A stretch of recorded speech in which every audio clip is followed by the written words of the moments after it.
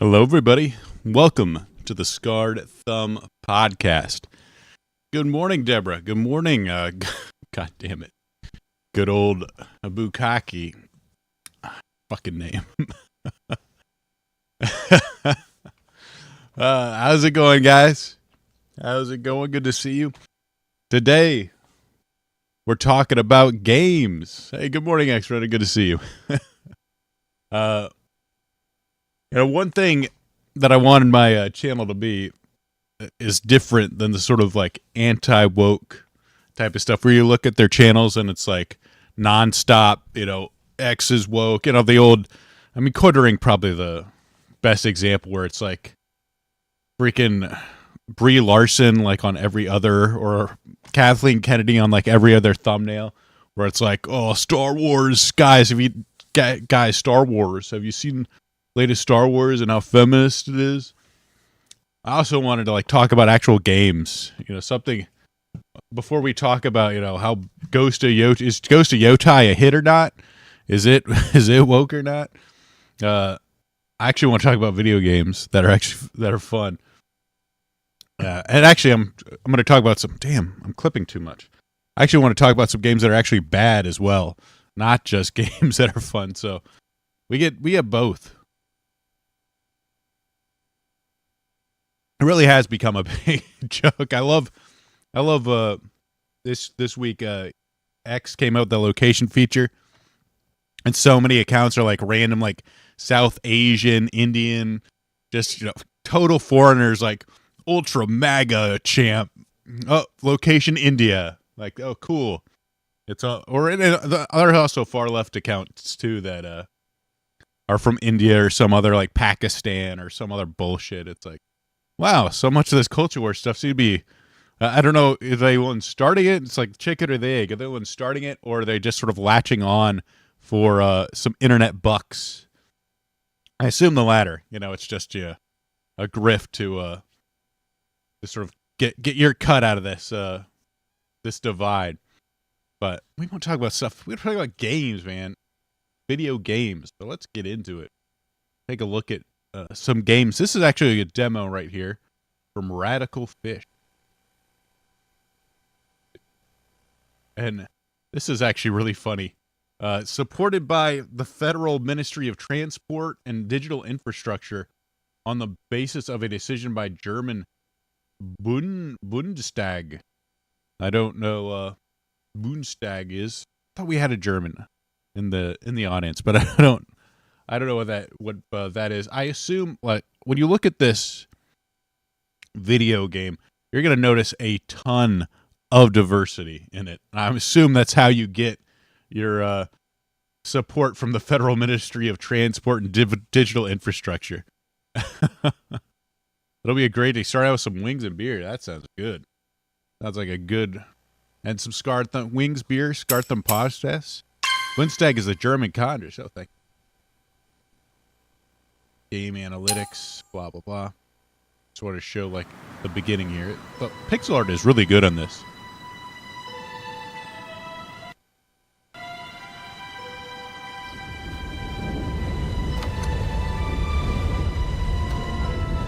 Got this like, not overhead, but the slightly tilt.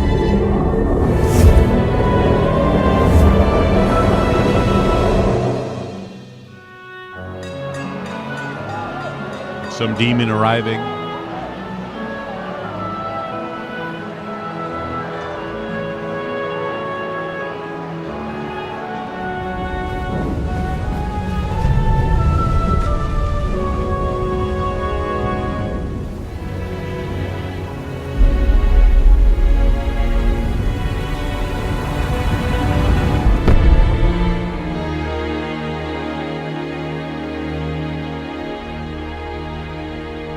Deep underground. Kind of a cool architecture style. This sort of fantasy / magic technology. I always like that kind of stuff. It's not like steampunk, but it's sort of like magic stuff. And this is where I kind of skipped the beginning part of it, but this is where you get into it. I think really the fun how this game is in the combat itself. It tends to be pretty active. I like the fact that almost all the encounters have multiple enemies. Like you have this enemy here that tries to shoot you from the top. It's a little meanwhile, you have this enemy here that tries to attack you directly. You got little ads here, little ads here. So I like it's very active.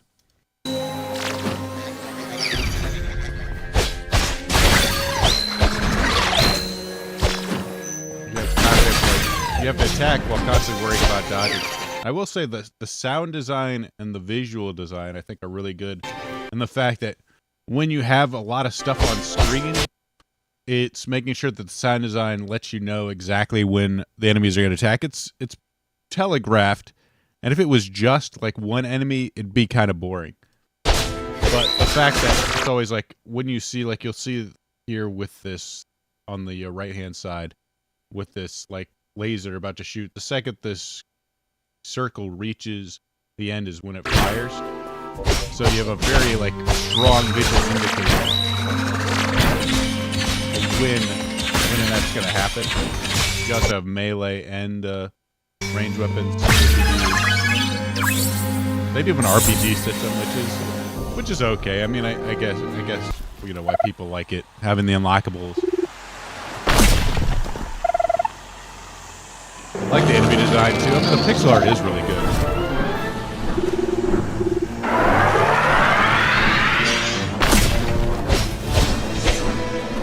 Really strong.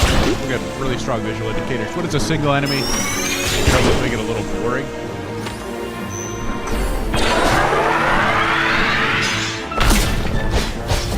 But these attacks are pretty good at tracking, so you do have to be very good about when you die.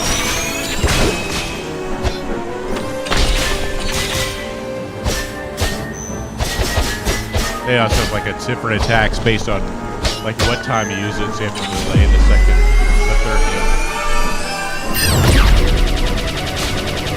You can still get hit by a lot of these attacks.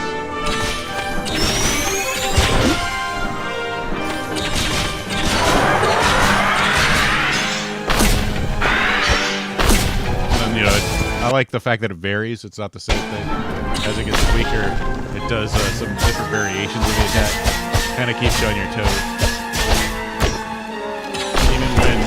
Even when it's sort of in this disabled state, it still has some attacks. So it's not like a total like stun. You still have to kind of keep on your toes while you're trying to attack it. This is Alabaster Dawn, is what it's called.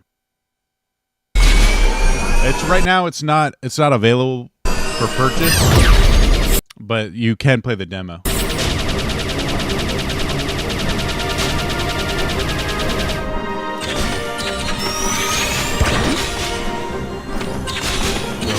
As the fight goes on, it keeps out more, slams more, so it gets progressively more dangerous, which is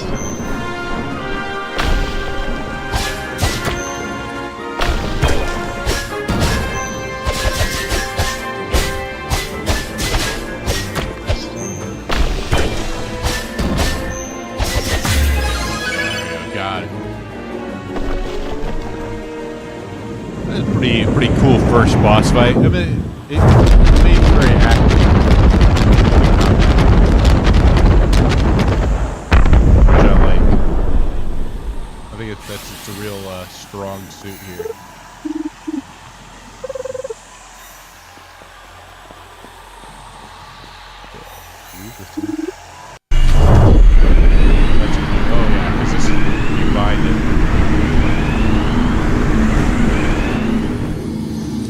I mean, the idea is, you know, the world's been invaded by this giant, like, horde of these weird rock insects, and you kind of have to like reclaim the world from them. So I always like that. I kind of like. It reminds me of Beautiful Joe, you know, where it's not Beautiful Joe. What am I saying? Okami. The other Kamiya game, Okami. That's where you know you do the stuff and it's all of a sudden it's sort of goes from evil to good.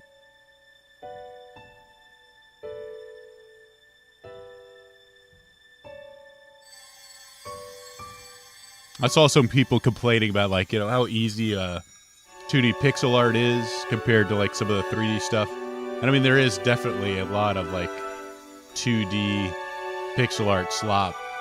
But it is really nice to see it done well. You can really, you really see the difference of just how nice it looks.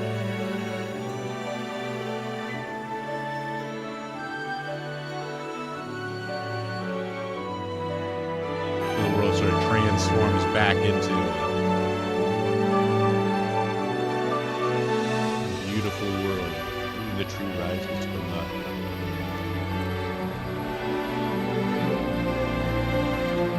from the pond.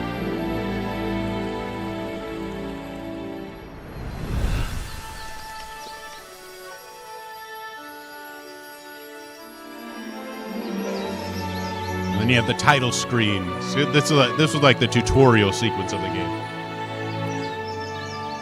Gotta get you up to speed on it. Unfortunately, this is where the game gets more boring.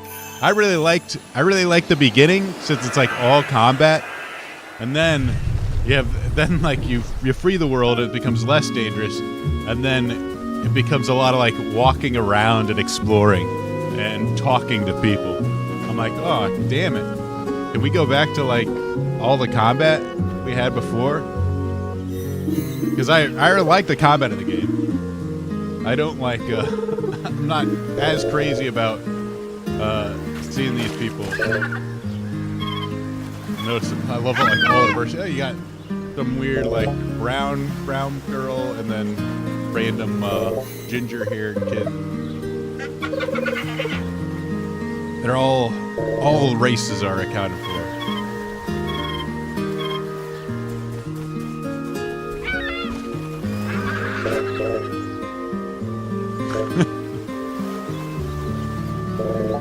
And then this is this is what you're treated to. Not my cup of tea.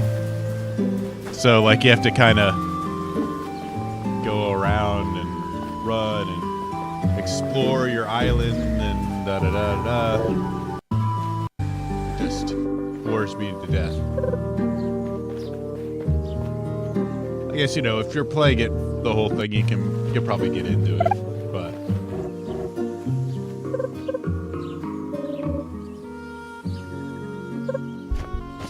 oh no, this is how Reddit this game is that it's got it's a realistic depiction of a panic attack, guys.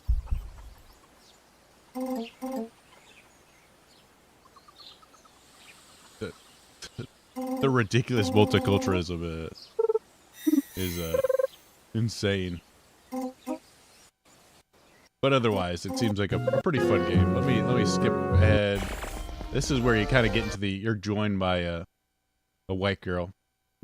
And then you have like these sort of dungeons, which are very, very Zelda-esque, type of typical dungeon exploration with some combat mixed in. And you have to try and figure out, like, ooh, what do I do here? Oh, and then you have to use this chakram.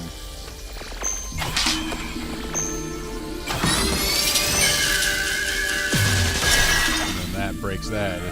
It's all very simple puzzle solving. Like if you're experienced in Zelda games, so far nothing in the demo was hard to figure out.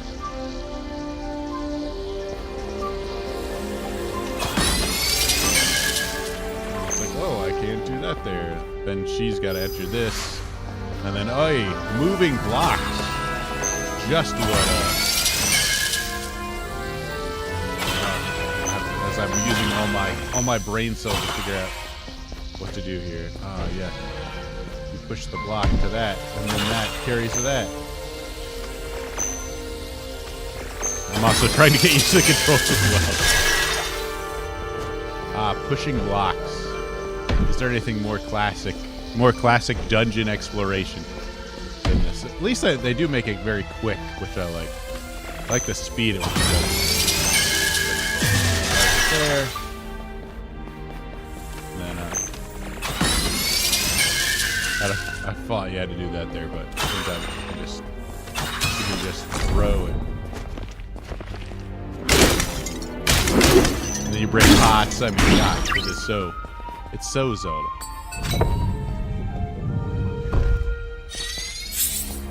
Checkpoint, health pot. They do have a lot of like pot. Or, the way they manage health is kind of nice, kind of neat because you have, and maybe they have healing items in lost me at the gameplay set for multicultural intelligence. Enemy destroying invading hordes of blood. Yeah, the music's nice too. I know that it does a lot of stuff well. Clearly designed quite talented. Like I said, the combat's really engaging. You have these little guys, and you have to decide which. I like games that give me multiple enemies, and you have to make it decide which is easiest to deal with. You kind of circle around while waiting.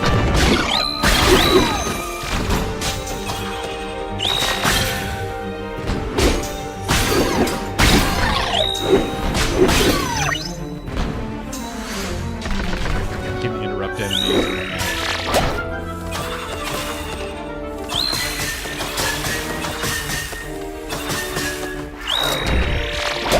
Oh, a bunch of different attacks. You have to stay like really active while you're fighting.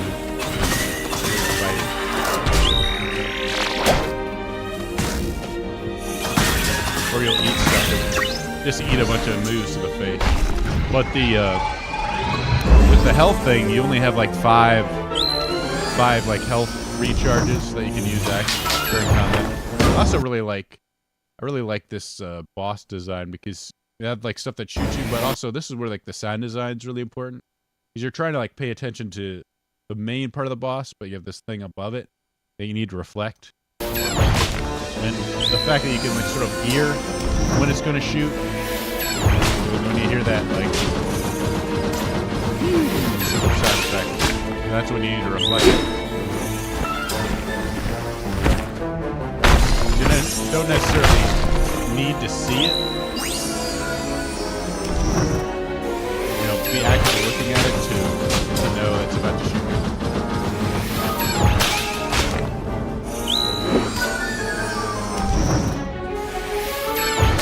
It's a very active fight. You have to pay attention to like a few different things going on. I mean, the pattern itself is super different.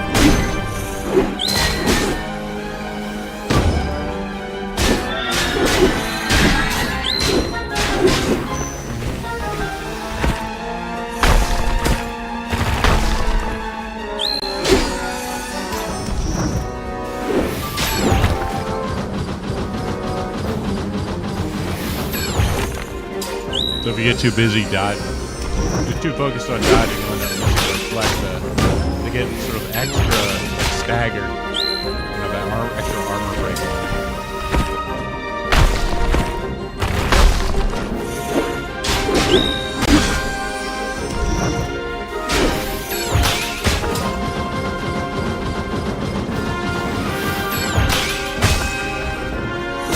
So that's in the demo.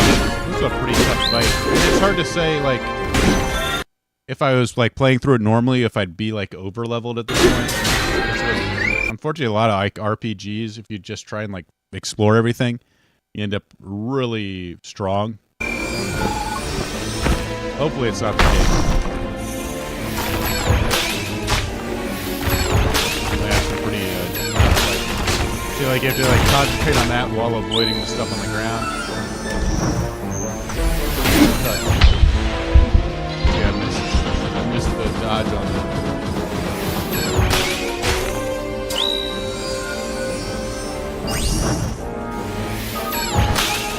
I also have like these other power-ups that you can use that I'm not too familiar with. They have a lot of like systems that I'm not really maximizing. There's also like a special like super attack that I'm not using because I don't know how to use it.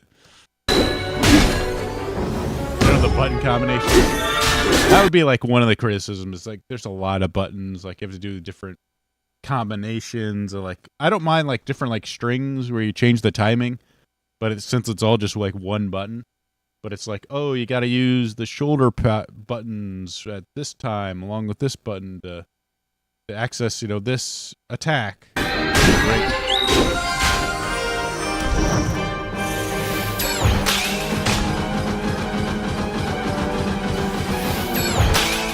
Trying to do that wall dodging and paying attention to a bunch of other stuff. It's a little too much.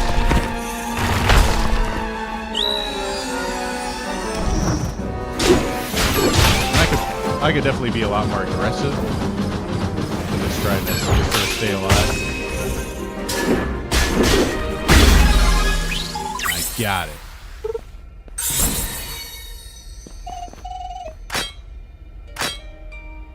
Like you can switch weapons on the fly too. So overall, just really then I head down for some reason. And so I lost where I actually came from. And this is sort of the end of the demo once you beat that boss. I'd definitely check it out. You can play it's Alabaster Dawn. You can play the demo for free and try it out. See if you like it. I don't know when they plan on releasing it. I don't know if they have a release date. Let me see. Probably should look that up.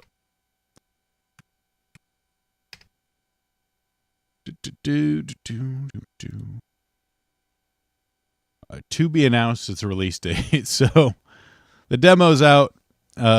There's no actual release date, so it's probably going to be 2026 would be my guess. But looks like a fun game. I think definitely worth checking out at least. I'll be keeping an eye out for it. I'm hoping, given the graphics and the sort of style in it, it's not going to be, a $70 game. It's going to be something like $20, $30-ish dollars, which, at that price, I think it'd be a good time. Despite some like the diversity type of shit, it's clearly got in it.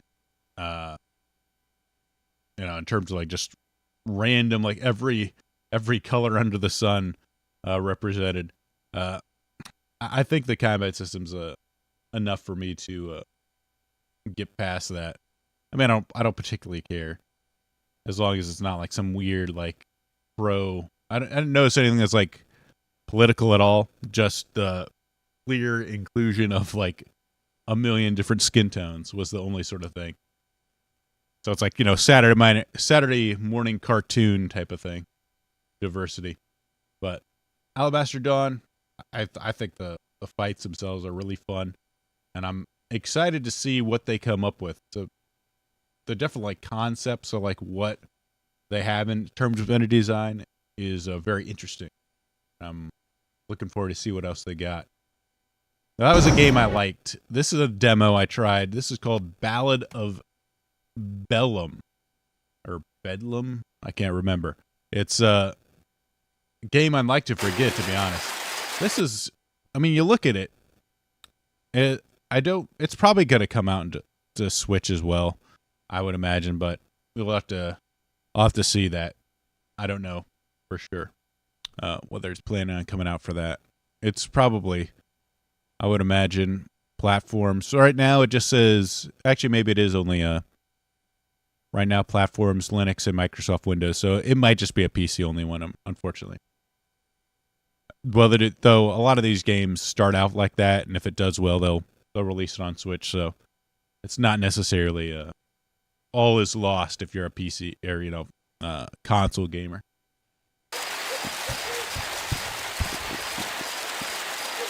This has a crawl button for some reason. This is like one of those HD, 2.5D type of games where it's got 3D pixels or 2D pixel art with sort of like 3D lighting, and it looks pretty interesting just from the graphical sense. One of the things I will say is the lighting in this game sucks. Right off the bat, you can barely see half the stuff because of how dark it is. But that's not its biggest issue right here. grab your lantern, as I have a hard time interacting with the chest. I jump instead of actually opening it. They add a jump button to this game. I can kind of understand why Zelda never did it, because it's just annoying.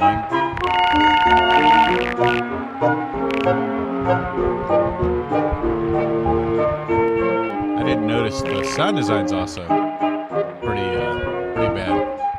I know, like, I end up solving this puzzle completely on accident. 100% on accident. Jump down to that lever. They have a sign to tell you what to do. I was like, lever, what is this? I'm just sort of spamming buttons. And then I sort of realized by seeing that there's an actual lever. It's so dark, you can barely see that lever, even know that it's a lever. This is like stuff that you kind of have to do, especially with like 2D pixel art. You can make things, you know, a little easier to see, but they don't do it. They don't do a lot of like basic stuff pretty, you can see it's very much based on sort of Legend of Zelda. Except it adds a crawl button for some reason. Like, why? Like, what interesting sort of gameplay thing would require a crawl button?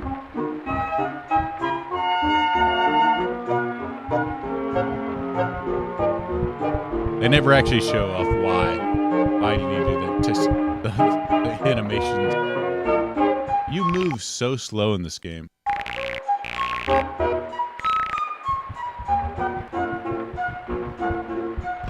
There's a switch.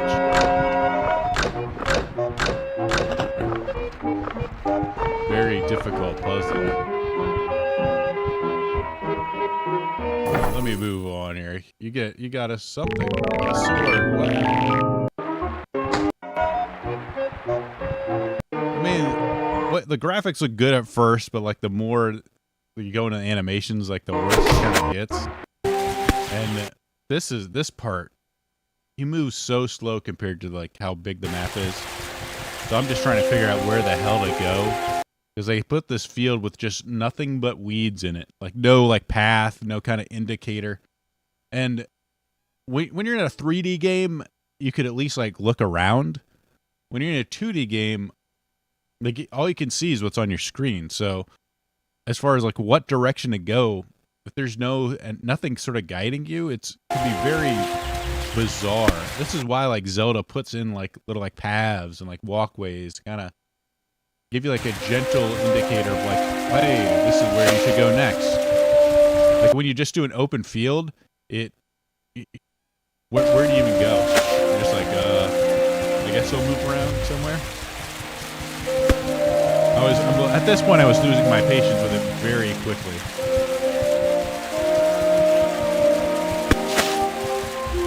I just sort of walk and there's apparently an aim mode, which kind of indicates stuff you can interact with, I think. No idea. It hasn't been it's a work in progress. So I don't know why you'd put it in your demo if it doesn't actually do anything. It's beyond me. I'm just sort of walking around this is where you fight an enemy. There's very few in this field. So like something was really complex. Every enemy in the game just sort of like walks at you. It's very boring. There's another one, look out. And you just sort of, the easiest way to fight him is to stand in place and swing your sword. The sword swing, I think, is a little bit too slow. It just doesn't have any sort of snap. Like, the thing is, like, it's based on Zelda. Why not just like, copy what Zelda's doing? As far as like the sword swing, make it that quick.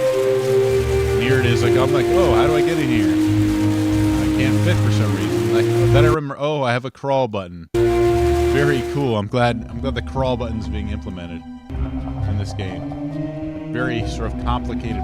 And then they have these doors on the side. It is so hard to go through them. Like, why would you do this?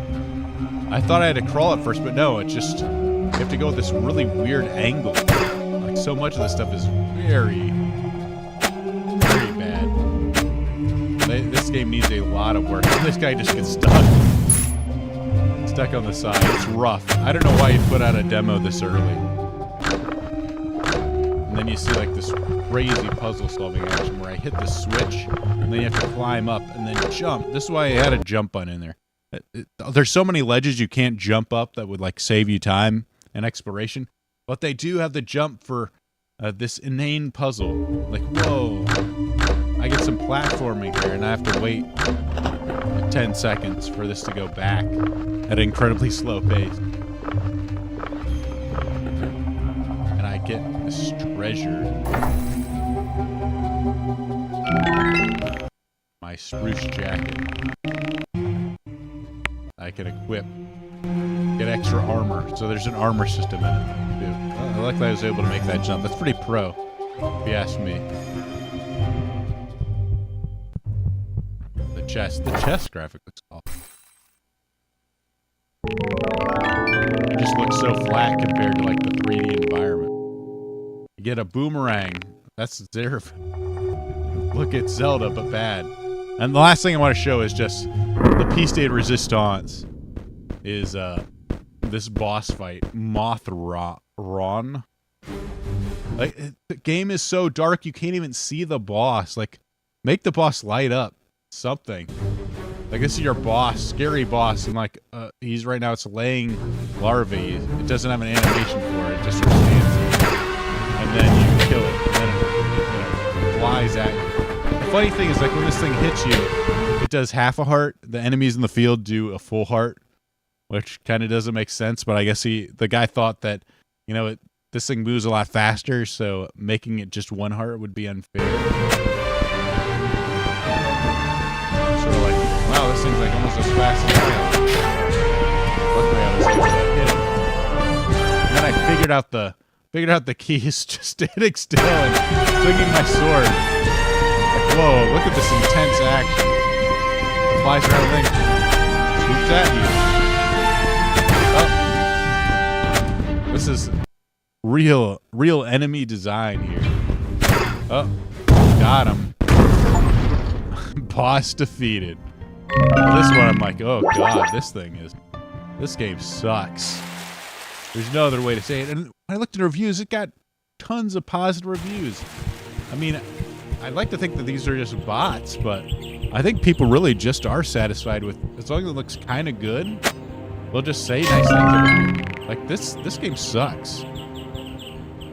You're welcome. Thanks, X-Runner. It was hard to get. Really hard to get that Steam Achievo. I got 100%ed the demo achievement. It's just like, what is this? It's just, overall, this Ballad of Bedlam. Never want to play it again. I did leave a negative review, but I tried to be constructive about what I thought it needed to do. It needs a lot of work. Like, it looks, the graphics are okay.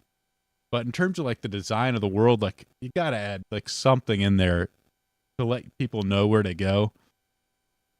They don't want to, like, just walk around in a fucking field all day and explore stuff. Also, like, you need to have, like, actual enemy design. Like, when you look at these bad games, you realize just how much you need enemy design in a game. Because, you know, if your boss, all it does is, you know, fly at you. Like this guy. It makes it seem completely worthless. I mean, it does this one attack, the spawn attack, which looks awful. And then from there, it just does that. There's just so many things. The sound design needs a ton of work. It's like a functional game. Like, if this was like a super project, I'd be like, wow, this is pretty good. And maybe it is. Like, maybe this is a guy's first game and he just proof of concept. I mean, it works. It works. It's not good, but it works. I mean, you need some sort of additional attack. Like, here, like, shoot some stuff at me or something. It'll do something else besides the target attack. If I can literally stand still and beat the boss, then it's not a good boss. I like how they must have known it's bad because they constantly have this thing in the bottom that says, this is an early version of the game. It's not meant for, this is not the final release. Just to let you know, hey guys, a lot of this stuff kind of sucks, but It'll get better, I swear. But after watching this, no thank you. No thank you. Ballad of Bedlam does not. Gets a big no from me. Actually, let's have a game that I've actually enjoyed. Have you ever wanted to play Stardew Valley, but you thought to yourself, man, this game isn't gay enough? Well, ladies and gentlemen, welcome to Fields of Mistral. Or what was it? The one thing I cannot say the name. Fields of Mistria. I think that's how you say it.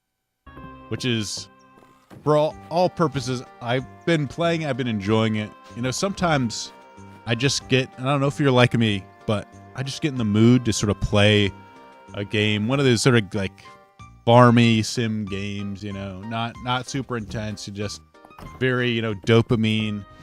Give me those dopamine hits. Let me pick up shit. Let me, you know, just one more turn type of things that are just like big time sinks. You get in the mood sometimes, you know. Just how it is. It's how I am. And this has definitely scratched that itch for me because it's very, very similar to Stardew Valley. I think the biggest hit against it is that I'm trying to figure out like how is it different? You know, what is it added that Stardew Valley, you know, doesn't have? Because Stardew Valley is a far more complete game than this sort of Fields of Mistral. Inventory management sucks in this game too. I wish they'd make this a little easier, but I'm playing like a controller, so I can sort of like lay back and enjoy myself. Maybe it's easier with a mouse and keyboard. But you know, you go through, you check all your stuff. You know, you gotta, you know, you can grab, you know, a bunch of different tasks for villagers. Like I gotta get this mushroom. The Vera, who's the nurse. These roses are one of my girl's favorite things. You know, this, I think her name's Cecilia or whatever. I don't know the names. I don't even bother to remember the names of these people. I mean, you know, I have to sort of give them gifts so they like you. You can give them one gift per day. You have to talk to them once per day to raise their affection levels. I, of course, am trying to date all the women, all the single women in the village, as you know, a true alpha Chad would. So you got to give them, you know, gifts each day and that kind of stuff.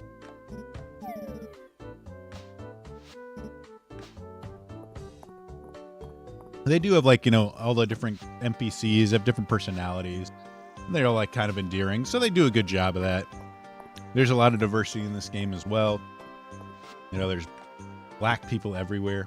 I mean, not, you know, good mix of, like, all these sort of ethnicities combined, which you kind of expect from a game like this at this point.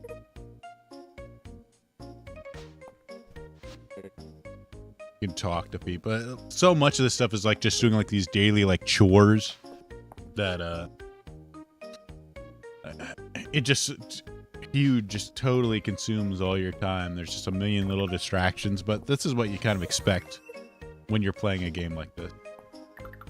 They also have a sort of mining things almost the exact same as Stardew Valley, at least what I remember of it. Right now, I'm just trying to mine up resources, collect resources. They're still in kind of early access. They don't have the marriage system implemented. They don't have the mine completed. So there's a lot of, even right now, I'm running, you know, I'm less than 30 hours into it. I'm kind of running into stuff that haven't been completed yet, which is kind of crazy for a game. But it is only like, I think like 13 or let me see how much this game costs. It's not like super expensive. I think it's like, oh yeah, $14. So it's a fairly, it is early access, which is the typical tag you use when you need money, but you want to support it. And I mean, look, I think this is kind of the games that for early access, it works. You sort of have this sort of proof of concept. This core gameplay loop is completed. You just sort of, you know, play it, enjoy it. Maybe come back to it after a new update comes out. and see, you know, what's going on. You can probably get, you know, 40, 50 hours out of it pretty easy. If you just want to sort of like chillax, kind of turn your brain off a bit, and just sort of like collect stuff. It's good. It's good at what it is. It scratches that itch. If you want Stardew Valley, but slightly different, Fields of Mistral definitely does that for sure. Let's move on. So I like this game. Let me show you a game that I didn't like, and this is Windswept. It's a platformer. It's a platform that kind of wants to be a mix between Donkey Kong Country and Celeste, which is I don't know if you ever play like Super Meat Boy. Might be a more well-known like ultra hard platformer. So it wants to be like one of these like super hard platformers, but also wants to be kind of like Donkey Kong. Have these like cutesy art, like 2D pixel style stuff. I'm trying to figure out how this cup mechanic works here. It's like lots of stage hazards. You have kind of like some enemies here. And there's definitely something, and it's well done as far as like what it is. The graphics are pretty cute. Though, honestly, after a little while, I find them kind of boring. There's just not a lot of, there's no tension. I mean, it's like this weird disconnect between the sort of hardness of the game in some parts and the complete lack of tension. And like it wants to be like super cute and fun, but like none of these enemies seem like enemies. They're not really like threatening. And they have like all this like different like buddy mechanics that I'm still trying to figure out here. And then I'm like, ooh, I figured it out. You have to throw so in order to get this, you have to throw the turtle and then bounce off the turtle shell and then get it like that.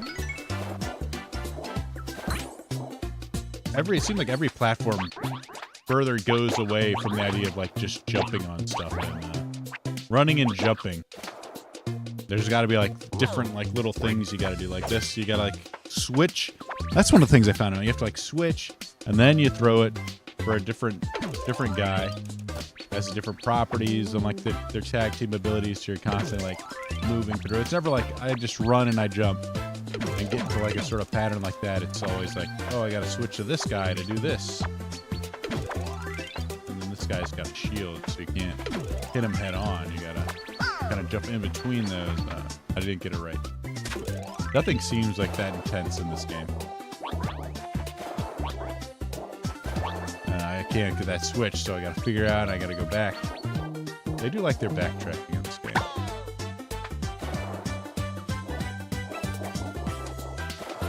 But overall, the game does seem. The graphics are charming, especially to just like look at. And then I have to like figure out, oh, I gotta switch to that, and I gotta jump from that. That'd make me do like a lot of switching. I mean, Super Mario, I think it's a little bit more difficult than the Super Mario. Yeah, I didn't hold the jump button, so I gotta go do that again.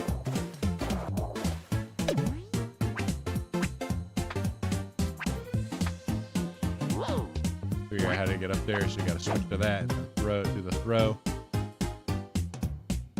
And then here I'm trying to figure out, oh, I gotta switch to this, and then I gotta hit another button and throw that guy, and then get that switch.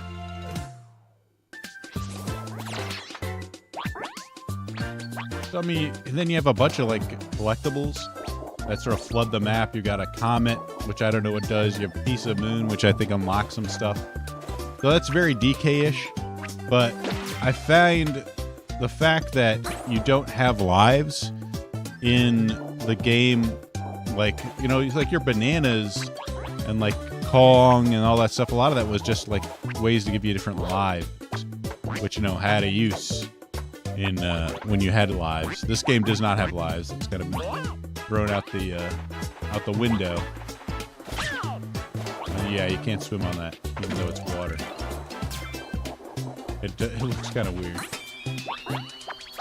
Oh, I died there. But it's okay. You say everything you collect already is saved when you die. So there's really not a lot of penalty for dying. Which again kind of removes some of the tension of the game.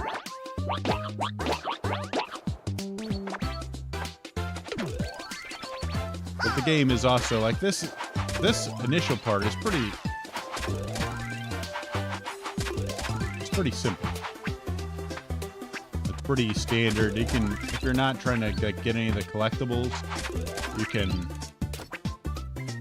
go through this pretty easy. It's only let me see if I can fast forward a bit to like this is where they also have like bonus stages, and this is even the first level where this is where it gets a lot more complicated. And this is the sort of like end game sort of what the game's going to kind of expect you, I suspect. Where it's like a lot of precision platforming, a lot of timing. And to be honest, I find a lot of the stuff kind of boring. Where it's like, oh, you just get transported immediately back like, what is it, like 10 feet? And then you have to, oh, you didn't do that right. So now you gotta figure out what to do here. So I gotta jump. Do that same jump you've done like 50 times. Oh, you were slightly too high. So do it again. Again, I didn't figure it out. There's something I need to do here. Again. Which I'll eventually figure out here. Oh, I see. I gotta use the team up mechanic, but I didn't hit circle that time, so I gotta do it again. And try to remember to hit circle this time. No, wait, I hit the wrong one there. Oh, now I got it. So now I gotta pause here. Oh, wait, I can't jump that high. So I gotta do that again. Do this sequence again for the 10th time. Oh, wait, no, hit the wrong button there. There we go. Now I gotta hit the button. Not the button for switch, button for team up. Oh, I didn't go far enough.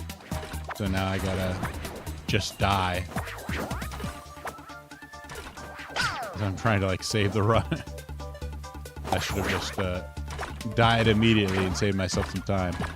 Like, let me count how many times I'm gonna do this jump over again. Oh, died again. You weren't high enough. Dude, I do this. I've done this like the same sequence of jumps probably like 12 times in the last sort of minute. Oh, I was too high again. I mean, this stuff is challenging, but at the same time, it's like so much of what you're doing is the sort of unchallenging part over and over again. It gets a little repetitive, and then I hit the switch button again. There's a switch button, and there's like a button to sort of jump onto the guy, and I keep confusing the two. There, I got the jump here, but oh, I was supposed to do the swing jump, so I didn't do that. So let me do this jumping sequence again. We're slowly getting it. We're slowly memorizing it. Oh no, I hit the wrong button again.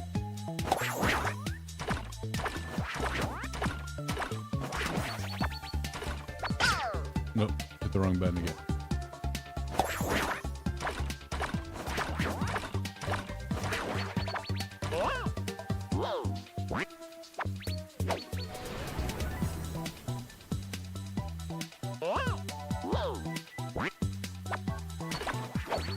You can see just how much I missed the jump.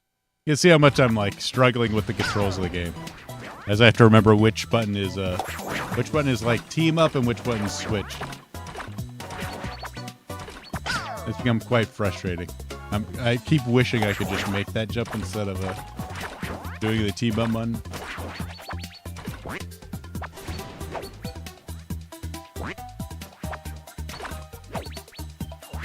Nope, missed that again.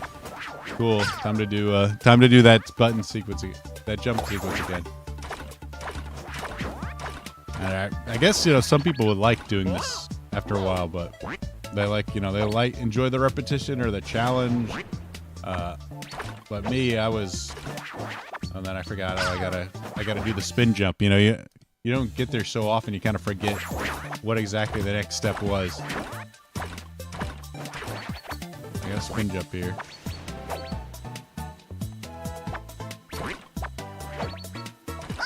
Made it. Oop.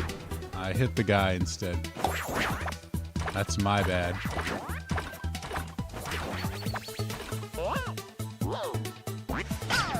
Hit the wrong button. Okay. So let's see. Eventually I will get there. No, wait. Let me show the part where I gave up here. To show I did get.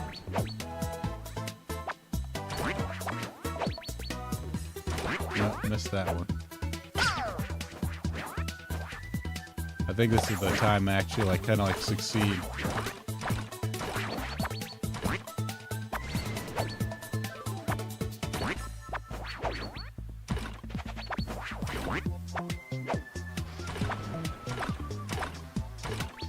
And then I hit the top of that thing. At this point, I'm just like, no, I'm done. I'm done with it. See you later.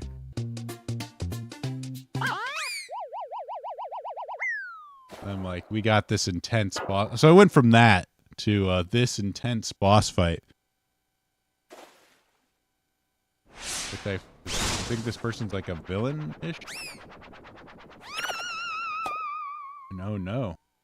This guy lost his hat. And he really likes his hat. And now he's angry at me for some reason. Whoa. I'm gonna shoot these out. And I got a music disc. I can barely bounce off the bubble.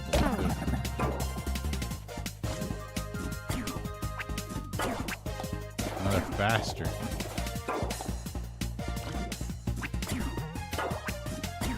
You can't hit him because is his thing up. Whoa, now he's shooting him faster.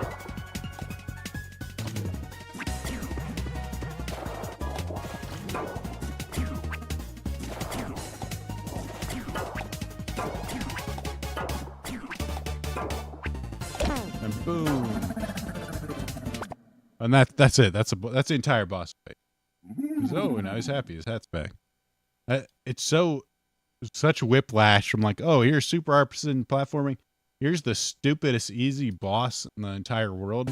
I don't understand what this game was trying to do. And at this point, I'm just like, whatever. I don't really care.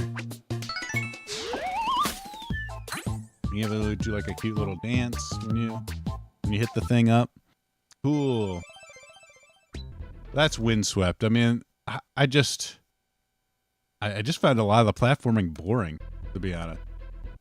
But I just had to to see like what's a good platformer doing. So I went to one of the goats here. You can already like see just you've got this sort of like intense music here. What's going on? There's like an energy here. And these enemies actually look mean. I love how like even the stingrays have like mean eyes on it. You know, like they want to hurt. Everything's kind of a danger. So they actually set, you know, they sort of set the scene for it. It's not like cutesy. It's not like, I mean, you look like this and then you got like this. Stage hazards everywhere. Oh, got too close. Then you have like, you have this, man.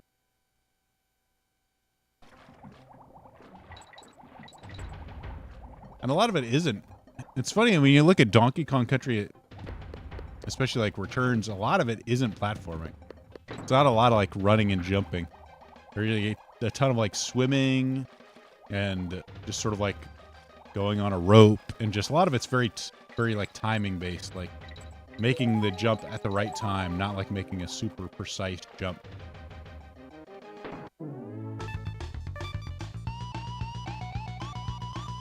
And they got like little like things at the end. Some style that's in it, and then this is Squawk Shaft, which I mean, I can't really blame Windswept for not having this sort of same level of like sound design as Donkey Kong Country are like the same, sort of music, because it's pretty hard to beat Donkey Kong Country in terms of that. I try to go a little too fast, but also like the aspect ratio of the screen, I think also makes, and the size of the characters, make it so the enemies seem a lot more like a clear and present threat than they do in Windswept. Because I mean, you look, there's not a lot of room on the screen, so like the enemy takes up the character takes up a pretty good portion of it. But if you go back to like Windswept, I mean, your character's super small, and like all these characters, even in relation to the entire screen, are very small. So when you actually like look at it, get an enemy, they're actually pretty big. And a lot of times you have to engage with the enemies. You can't just kind of ignore it using a movement mechanic. I tried to get through it, but I cannot. And I think they specifically designed it so you couldn't just quickly get through it on your first press, but maybe I'm just not super good at speedrunning. These speedrunning strats here.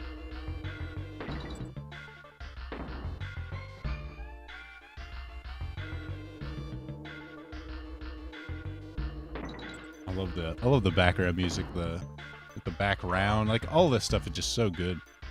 They do it so well. That squawk. And they have like a thing to show like, hey, you can kill this guy, but you can't kill this one. The yellow ones are killable, the red ones aren't.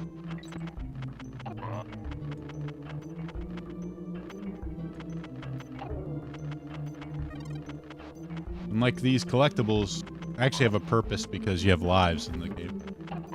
So it's not it's something that's kind of like nice to have, but not necessary. Not a currency. For some in-game stuff, it's actually like surviving. Like I said, those enemies you have to engage with. This enemy you have to dodge. You can't ignore him because it's set up so you can't. A lot of it is just sort of like moving at the right time. And I die here. And unlike Windswept, like the death is pretty freaking annoying because I have to go all the way back. Like you start quite considerably far from where you were. And this is just the second stage. I have to go back. I have to deal with all these enemies. I go all the way up with Squawk again. And like the second you try and go faster, you can get punished for it pretty easily because there's a lot of enemies you have to deal with. They're in your way. Like you can't just like quickly rush past these guys to the same thing with the, I forget what these things are called, those bees.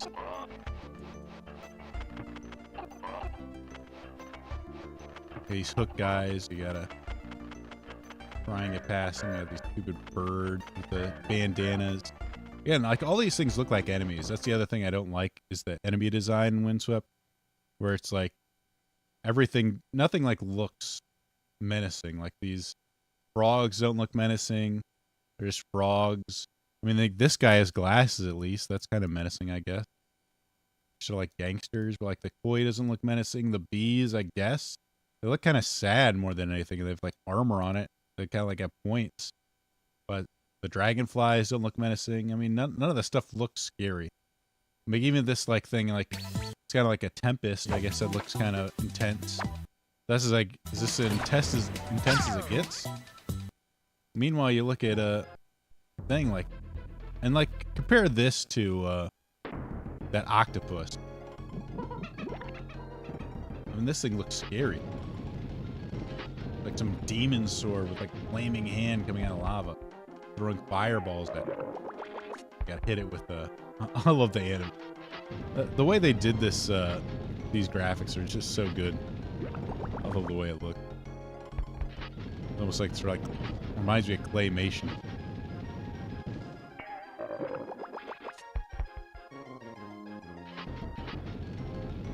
I think I died to this enemy. This is only a second boss, and I've already died to it once. So it can kill you pretty quick. I mean, none of it seems super hard, but if you don't know what you're doing, it can definitely get you. Like the timing on this is kind of tough.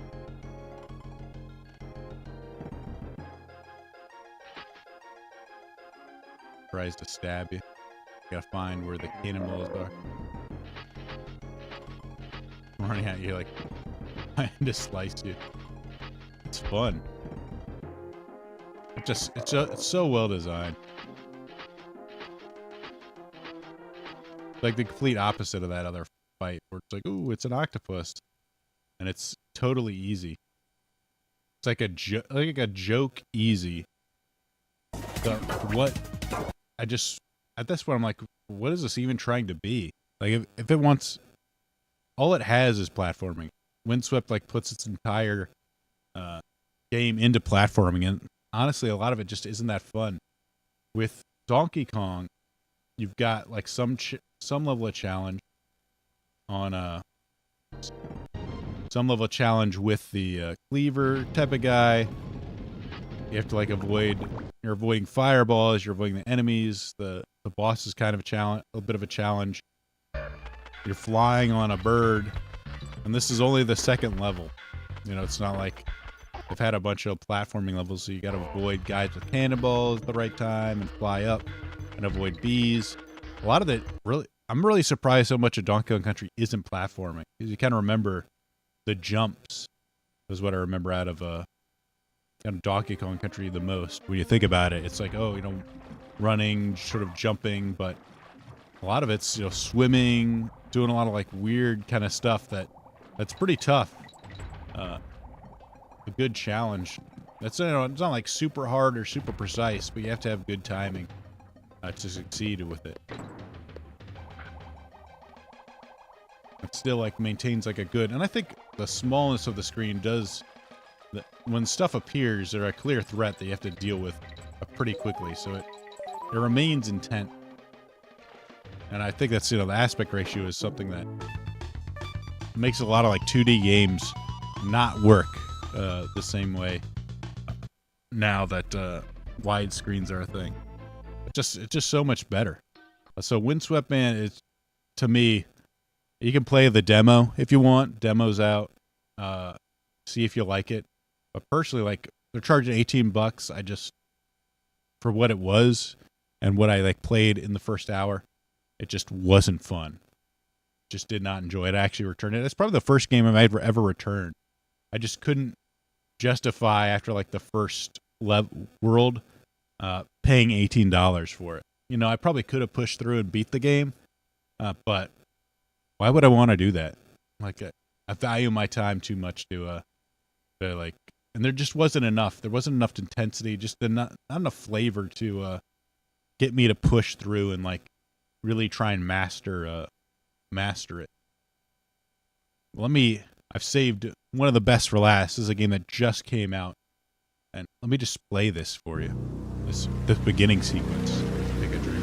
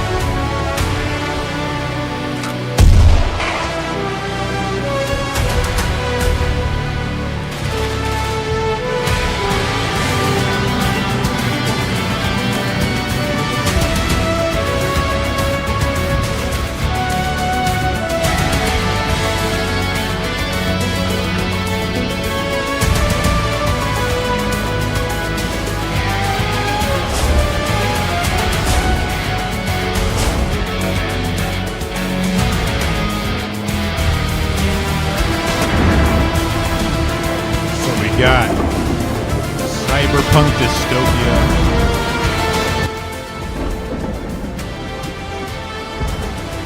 Called Neon Inferno.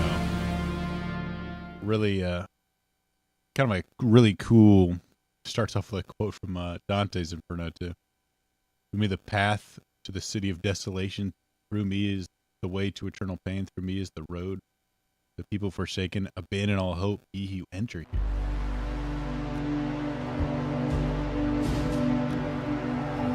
I love the aesthetics are really good. Pixel art looks great.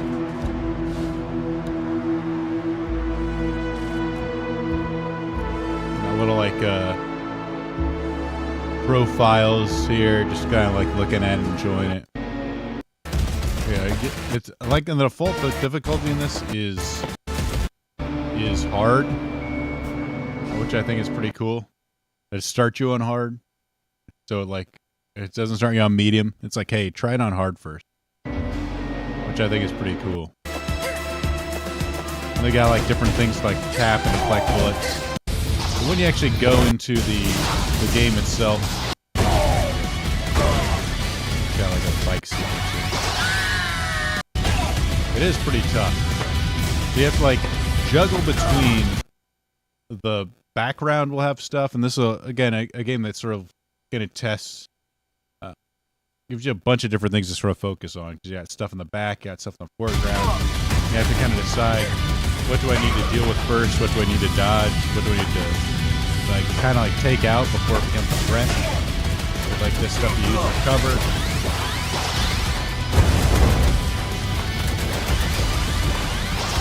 I try to avoid these things. So the blue bullets you can deflect, or the green bullets you can deflect, the flashing ones you can't. It's pretty easy to die in this game.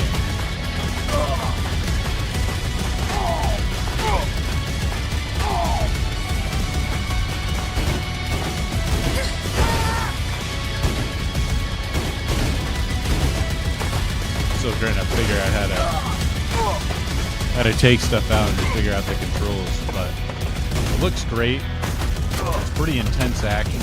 It's definitely on hard. It definitely is hard. It took me quite a few tries to beat each of these levels. And like you have sequences where you're on bikes and you have to sort of change lanes. This is one of the things that has a lot of buttons.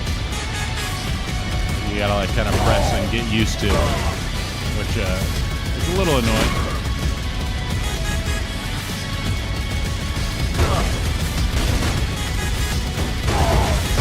That's pretty easy to. You also lose points for which ends up being your money for killing civilians.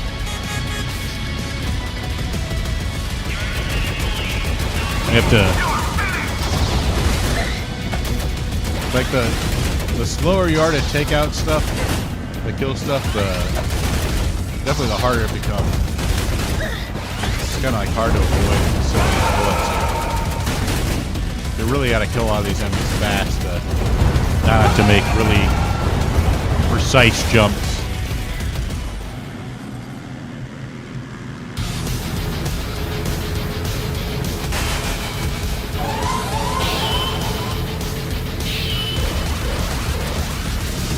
To like deal with all this stuff. You got these things up front, you have these on the sides that are gonna have a hitbox. And you can only get hit 4 times. You have to redo this, and like the checkpoints are pretty punishing, which I like. Now, you have unlimited lives, but at least if you make the checkpoints kind of punishing, it's still dying still has meaning.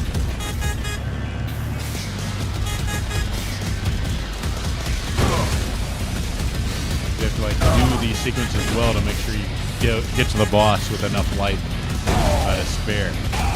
So, I mean, it takes me a long while to sort of get into like even the second phase of the boss, figure out what's going on. I will say the platforming is a little bit meh as far as like when it makes you jump. In precise ways, I'm not crazy about how that kind of responds. I waited a little too long, tried to get too many shots off, and I ended up paying for it. But it's, like I said, it's very difficult, but it looks really good. I will say, like, some of the platforming parts, like, there's this section with these these like cars where it's slowly moving forward. You have to jump to these cars. Like I didn't. Some of it felt a little bit weird. Jumping from thing to thing. It's not like super. It doesn't feel super good. So like, judging distance, it's kind of annoying.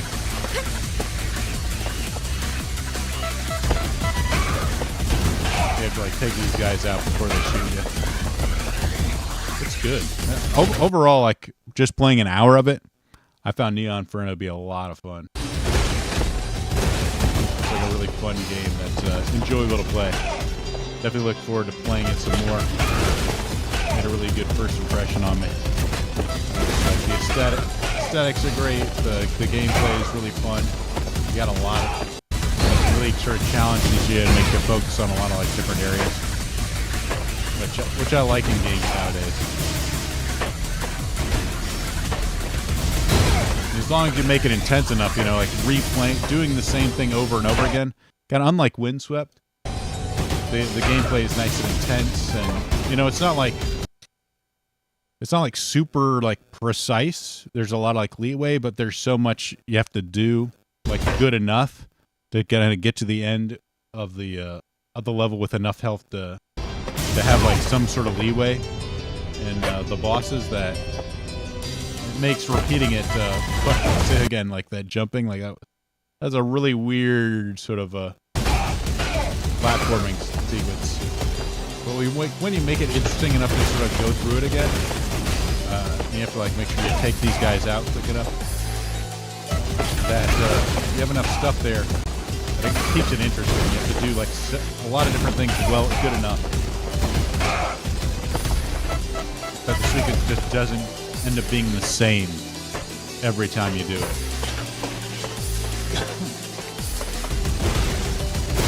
Like it's not like jump on this exact same spot over and over again.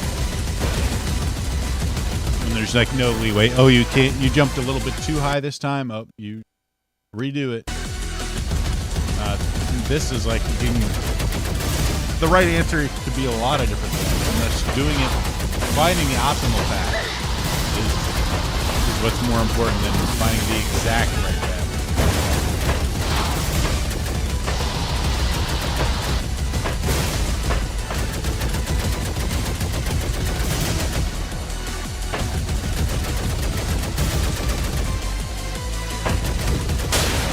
Looks really cool. That guy sets on fire and falls out. I like the intensity of it. The aesthetics are pretty good. Like cyberpunk. I think you'll like it. I don't know why. I didn't dodge that one.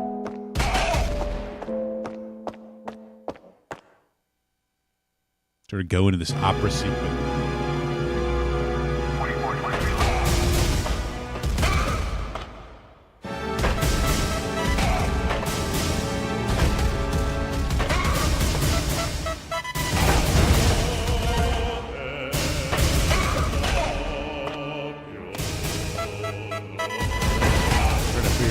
Where do I go here? Some of these things just like move towards you.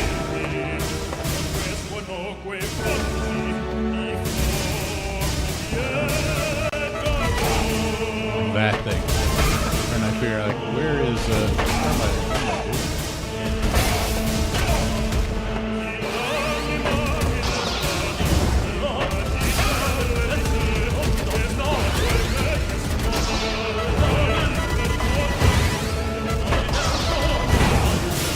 I also like the fact that the enemies can kill each other. It makes it kind of fun. You gotta use each enemy against.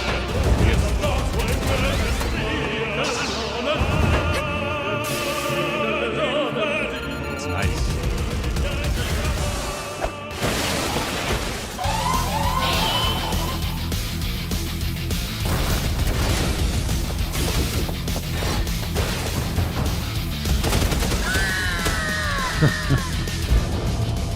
There's a reason they make the checkpoint the boss. So this boss took quite a few tries to memorize the patterns. And there's a sequence even after it that I'm not used to. But yeah, overall, I'm not going to show you the entire fight. It's really good. Definitely looking forward to playing that game some more. And it's, what is it? I don't think it's super expensive either. It's another like under $20 game. Let's see. Neon Inferno.